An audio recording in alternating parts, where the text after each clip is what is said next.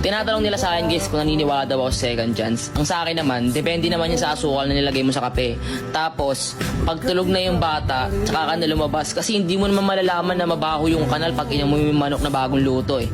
Kasi pansinin nyo yung mga isda, pag hindi yan nakahinga sa lupa, paano ni mga ostrich? Yung mga dinosaur, di ba, wala na sa mundo. Pati ba naman yung mga platypus na bagong usbong pa lang gusto nyo nang kunin? Mali rin na bigyan mo ng sapatos yung tao tapos hindi mo alam yung size ng paa niya kasi yung unan nga hindi mo nga maamoy, hindi mo malaba. Kasi sabihin mo bibigyan kita ng helmet kahit wala ka naman paa. Anong gusto mong patunayan sa akin? Na hindi ako nagugas ng plato, na hindi ako marunong magugas ng pinggan. Wala kang ligo. Aanihin mo yung electric pan kung wala kang saksakan, di ba?